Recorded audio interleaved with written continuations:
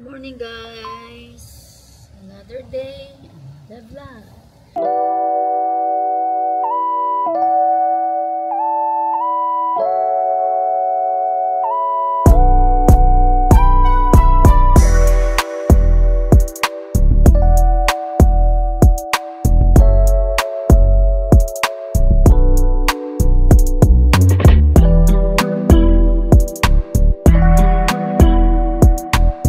Happy Saturday guys.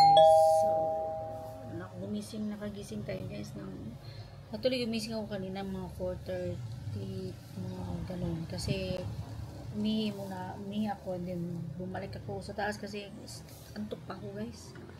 Tapos ano din ako guys, makamata ko guys mga anong oras ba kung mata? Mga 6:45 na. Gumising ako mga 6:45. Sarap talaga ng tulog ko. Then kumain na rin akong breakfast. Then in-upload ko na yung vlog natin na sa October 9. Yung October 10, ngayon ko pa siya lang i-edit. Edit is life na naman tayo para ma-upload ko siya bukas.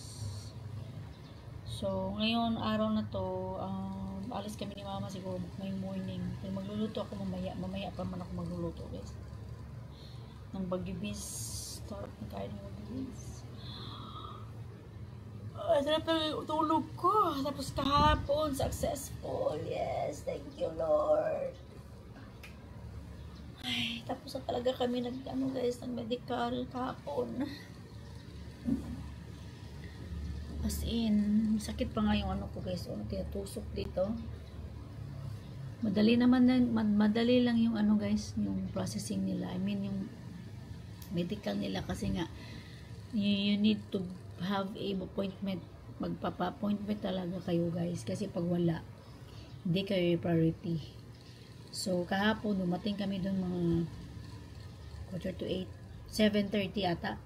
And then, natapos kami mga 9:20, 9:30, mga bandang 9:30. Mga 2 hours lang kami dun. Kasi, yung una, meron silang form na ipapa-fill up sa iyo. Dalawa yun. Tapos, pangalawa, ibigay nyo sa kanila. And then, tatawagin ka. Bigyan ka ng number. Di ba may number ka? So, tawagin yung number mo. Tapos, i-encode yung name mo doon. Tapos, tanungin anong pangalan mo, kailan yung birthday mo, gano'n. Tapos, hintay ka na naman, tapos tawagin ka ng dun sa parang evaluation sa medical. So, tawagin ka dun. Pagkatapos, may papapirmahan sa iyo na meron dun ka mag-medical, tapos something private, something ganon. So, pirmahan mo yun, tapos kunin yung passport mo, titingnan, tapos bayad. So kami ni Ita, nagbayad kami ng 26,540 kasi 13,270 man each, 15 years above. So cashier na kami. After cashier, tinawag na din yung ko kasi punta kami ng step 1 doon sa step 1 na yung pipicturean kami para siyang passport kasi pinukuha yung necklace at earrings ko. Pagkatapos, hinintay ko yung ko. Kasi si Ethan yung last. Siya yung, pagkatapos ko siya, punta ko ng locker, lagay ko yung bag namin, kumuha ko ng lab gown, tapos punta ko ng x-ray, nagpa-x-ray. Hindi pa pala ng x-ray guys. Punta pa kami sa mata, sa eye. So, kinonsult yung eye namin. Yung pinabasa kami. Yung eye code guys, instead nga 8/2020, 7/2025, 7/2025, yun. Parang meron din something sa mata ko, kaya meron ako eyeglass. Pag suot ko, pinagsuot yung eyeglass ko, yun, clear na. Then after doon, first time ko mag-x-ray guys, promise. Hindi ko alam kung nag-x-ray ba ako sa baby pa ako, sa bata pa ako. Sa pagkakaalam ko, hindi ako nakapag-x-ray sa buong buhay ko. Yung nagpa-opera ko, wala naman, hindi naman x-ray yun. Ultrasound siguro, meron, nakapag-ultrasound ako. Pero x-ray, first time ko pinag-x-ray, nagpunta ko dun, pinatanggal yung bra ko, tapos yung necklace, tapos nakagalab gown, tapos pinicturean ako, ano ko, talikod ako sa parang camera dun. Sabi niya, may huminga ng malalim, ganun. Tapos, dali lang. Pagkatapos, pumunta ako ng, dito na, magba-blood extract na, Diyos ko Lord. First, tusok ni ate, pag-extract niya sa yung syringe, walang lumabas. So, tinusok, hindi naman niya tusok, hindi. Nakatusok pa siya din, pero tinulak pa niya pa ilalim. Yun, nakakuha siya. So, kita ko yung blood ko na grabe, yung pula-pula yung blood ko. Kuha siya ng mga ganito siguro yung nakuha niya. Mas parang gano'n. Tapos yun, siya, parang siyang may bunog ba? Basta, yung ganito guys, kahapon, yan, bag yan. Tapos yun, pagkatapos yun, naghintay ako ni Ethan, kasi sabi nila, kaming dalawa, magpunta kami sa taas, kasi doon na mag-physical examination yung doktor. So, yun, kaming dalawa ni Ethan, una ako, question ako ni doktor, sabi niya, ano ba daw, kailan yung sex encounter ko, sabi ko, 2023 pa daw, yan, meron pa akong mga HIV, gano'n, diabetic, gundulado. Tapos, sinek yung ko, pinahagbad ako ni doktor, pero nakabra ako, sinek yung mga dito ko, so, okay na. Tapos, si Ethan, yun lang. Then, after that, punta kami sa exit table, binigay namin yung para siyang checklist na pipirmahan ng mga ko, tapos ka na ba sa mga medical mo, sa lab exam mo, sabi ng isang doktor doon, or I don't know, I think siguro yung doktor, siguro yung parang nurse, sabi niya, ma'am, 1 to 3 days po yung yung result, pwede mo naman kukunin, or gusto mo mag-request, pwede rin. Tapos, okay naman yung result ni ma'am, sabi niya, okay naman yung result ni ma'am, normal naman po lahat, salamat, thank you Lord, normal daw lahat. Tapos, sila na daw yung magpapadala sa IRCC sa result namin. So, yun, pina-exit kami dun sa likod, dun lang pala yung exit. Tapos na kami, Nathan, siguro nandun na kami sa Boss Coffee ng likod ng SMS, mga 9:30 ata yun. Tapos doon na guys, doon na nangyari.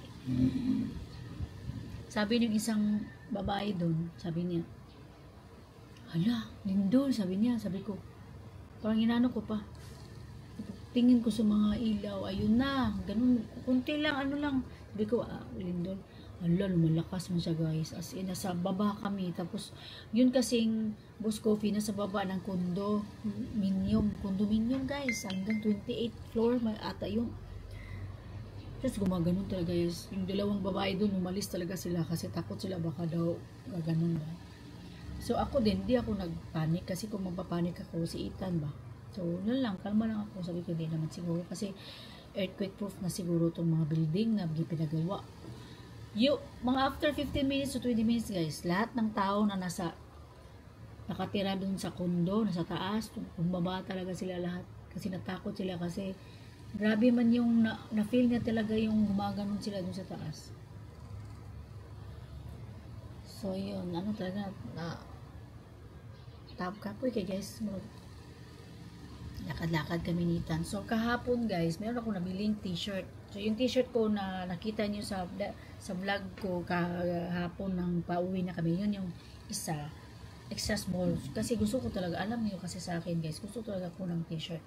Gusto ko ng ash t-shirt. Ano ba yan? Dirty something wash, ano ba yung tawag niyo? So ito guys, small. Yung sinuot ko kahapon is extra small. Ito, small. Kinuha ko na lang yung small. Sabi ko nga kay Ethan, palitan ko ng extra small. So, huwag na, yan na lang. Mahilig kasi ako ng t-shirt, guys. So, yan. Acid wash. Yeah, acid wash. Spider-Man. Mga mahal to guys, 700 plus. Ito din. Ayun, yung nagpunta kami doon, nakabili din kami. Si Ethan, bumili ng, bumili ng parang long sleeve na polo, long sleeve something, or sweatshirt something, sa pen shop. Sabi ko kay Ethan, bakit ka bumili ng pen shop? May pen shop naman sa Bohol. Sabi niya, wala lang si Ethan, ano lang siya. Yun kasi napili niya eh. Din sa Uniqlo, wala din siya napili dun sa Uniqlo. Doon din sa Uniqlo, bibili sana ako ng isang ganito guys, pero di ba yung sinuot ko kahapon, yun Uniqlo yun, yung pants ko. Ito Uniqlo din to, pero tingnan nyo guys, nakita nyo ba yan? Yung parang may yellow. Ayan, dahil sa yan, yung damit ni mama, kasi nga nilagay ko na kasi ito sa washing, hindi ko naman alam na mansa man di ay guys. Mahal to guys, 700 to, 900. Uniqlo to. So sabi ko nga, bahalag may mga ganyan dito kay Berko. Suotin ko pa rin yan. Kaya yun, bibili sana ako. Meron akong nagagandahan doon. Bibili sana ako. Nasa mga 900 yun. 800 to 900. Sabi ko, wag na lang kasi susutin ko na lang to. Sayang naman. Pero pag alis siguro namin ni Ethan, pag mularga na dyan guys, mapalit yun ko ito sa Uniqlo. O bonnet. May bonnet kasi doon eh. Kasi hindi ko alam, baka kung winter kami, baka kasi winter yung larga namin. Kasi sabi niya ni Sonia February. Pag winter, pero pag summer, hindi na ako bibili siguro. So yun, may bonnet sila doon guys, 100 plus. Maganda yun pag winter. Nalagyan niyo din covering. Kaya yun lang guys. Maganda sa Uniqlo. Ito Uniqlo dun to. Ito yung binili ko tong first namin na pupunta yung nagpa-biometrics kami. Bibili sana ako din ito ng green. Sabi ko, wag na lang. Marami nang gastusin. Lahat ng nabili ko kahapon nasa mga 2.7 siguro yun. 2.7. Meron pala akong guys. Parcel. Ano lang?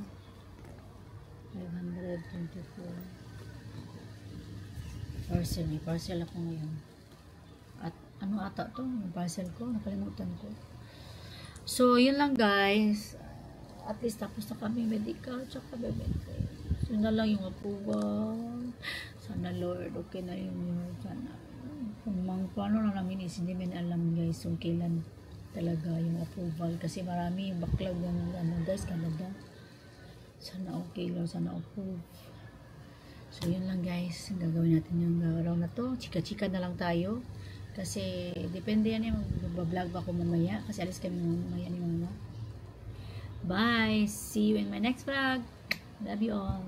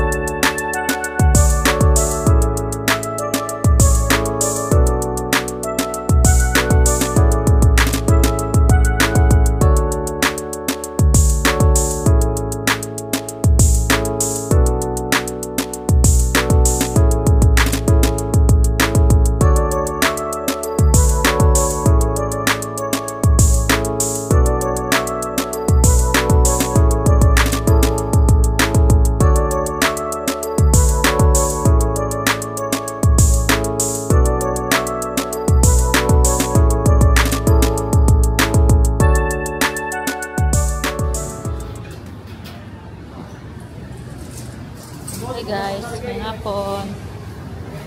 Ano na ngayon guys? Niwan ko si mama sa Bigyo. 2:49 PM ng hapon. So, papunta ko ng punta ko ng Palawan. May kukunin ako ng pera pinadala ng kapatid. So, ayaw ni mama sumama. Doon na lang siya sa Bigyo. Naglingkod. Po na lang siya doon.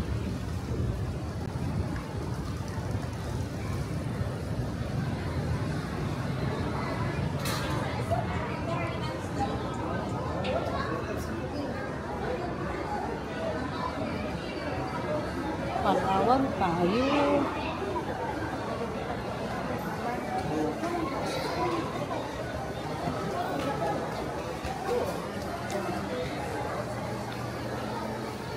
Ito ng Palawan guys. Kunin din si mama. Tapos, kunin ko yung parcel. Then bibili ako ng bread. Ubi bread. Pandesal. Gusto kasi ni Josh.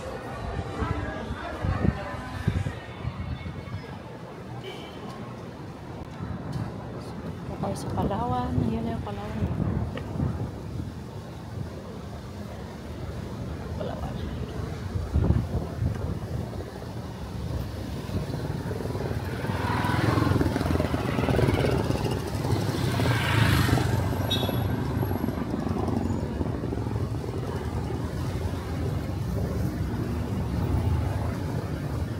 International. Okay.